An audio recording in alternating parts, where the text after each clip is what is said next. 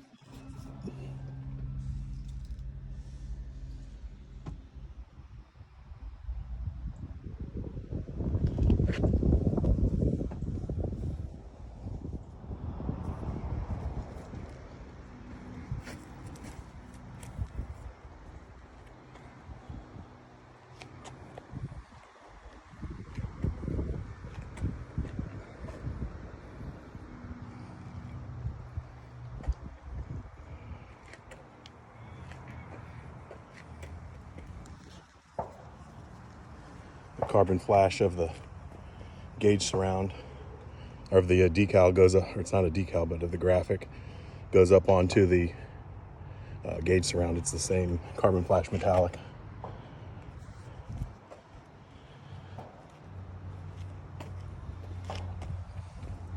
I did have a decal made, but I had it made in the reverse so that Dawn over at Auto Images could use it as a stencil, so it'd be the perfect proportions to the original, and then had Pinstripe Mikey do a pinstripe, and Dawn cleared it all in there.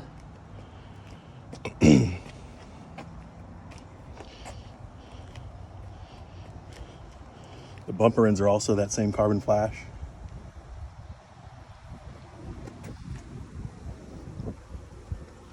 As well as the power mirrors. I don't have those hooked up, but those are a rare item I got from the hoarder, Randy Frederick.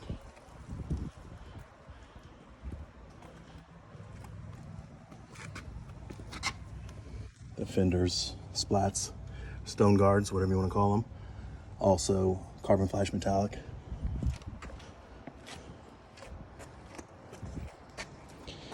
Ooh-wee. Those restored Budniks by Chris Coddington at Hot Rods by Boyd Wheels. They are Budnik wheels, but they'll restore any wheel, and they had great customer service. I'd go with them again in a heartbeat.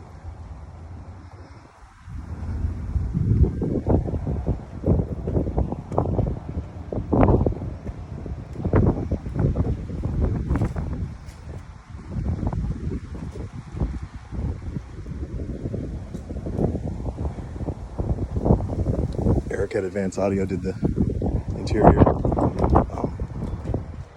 We took the pieces down to him, and he redid the seat and had the dash wrapped and did the panels and everything inside. The only thing he didn't do, because he didn't have the truck as the headliner, and I had that done here by Hot Rod Shop in Altamont Springs.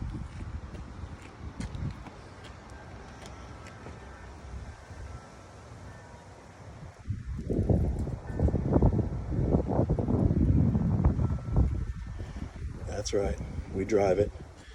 I trailered it to Texas, and I trailer it sometimes. I've trailered it to Tampa, but we could drive it. It's just nice to have it clean as possible when you get there.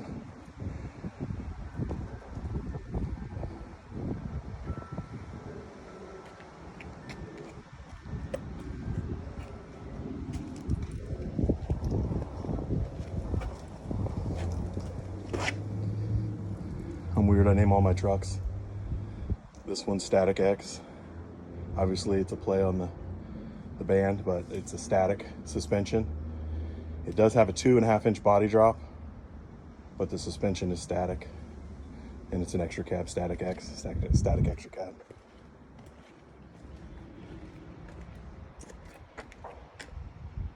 That's right.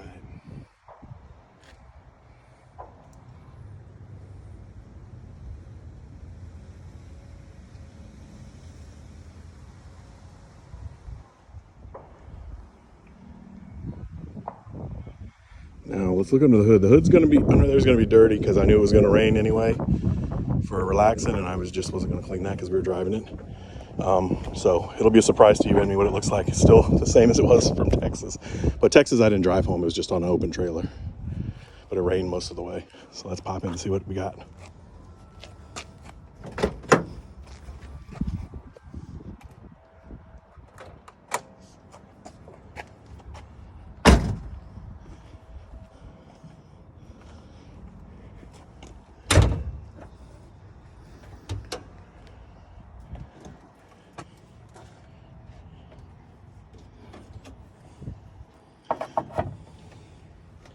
Not too bad.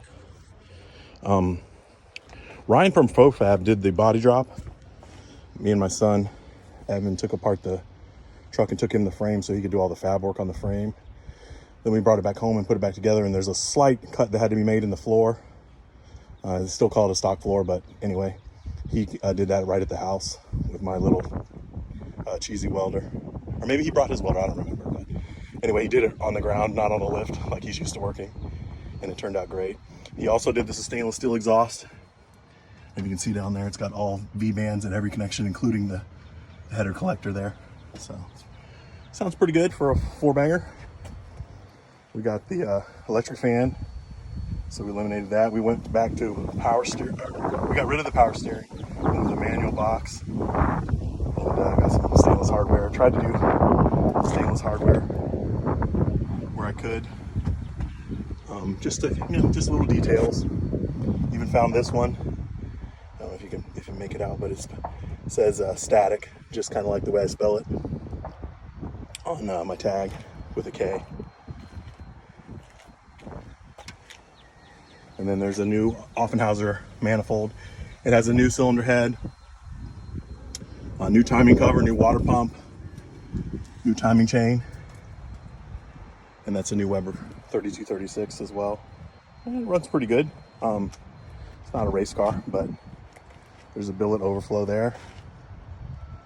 Relocated the battery to the back on the frame with a GSI battery box. The original plate there. And just some rattle can engine and ammo.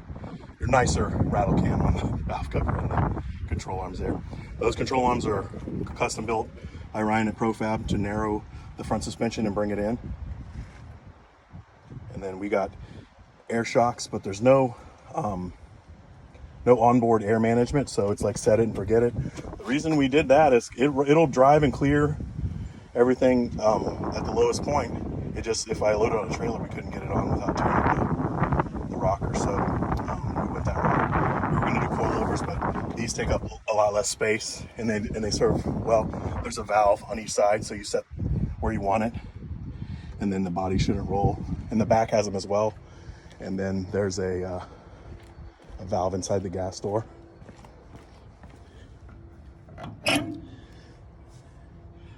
Right there. And then that airs up the back if you want to. We just leave it with a few pounds in there just so you're not bottoming out on them all the time. They have internal bop stops, so you could if you wanted to.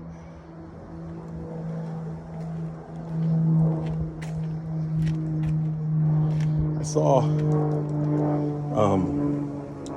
the later model, the next Bilotti style, had a chrome handle, and nobody had one for the 84 to 88s.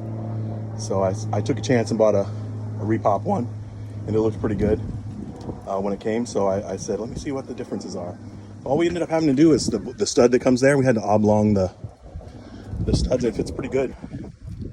And the throw of the rods is pretty good. It'll open and shut. You kind of got to help it, but we don't use the tailgate that much anyway, so worked out well. I found these new old stock GTS covers.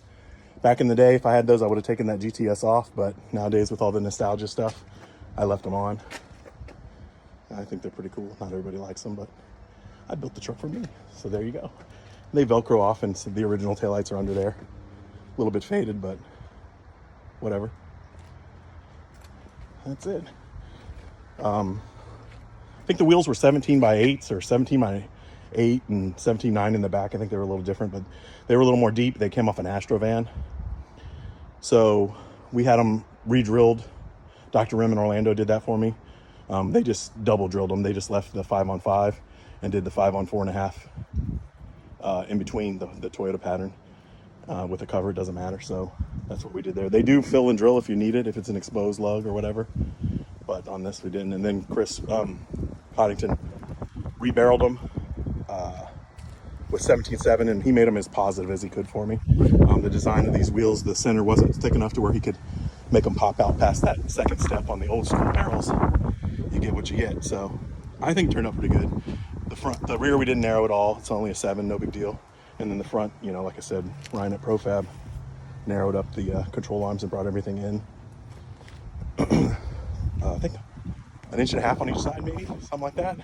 And we already had the 4x4, so you get that hovercraft fitment where the wheels way inside, and even though it's tucking, I can turn lock to lock. Pretty happy with that. I like that look. Not everybody does, but I do. And again, I built the truck for me. So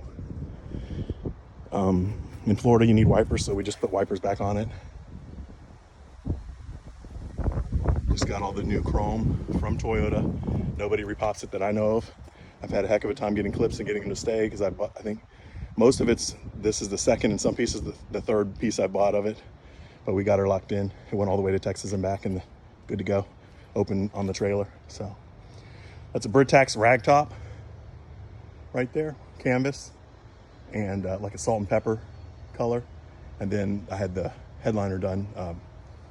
Eric down there had his guy stitch the headliner, same as the interior, on the rag top as well. They did the headliner on the rag top, and my guy here, I can't think of the name of the shop, but anyway, he's in Altamont.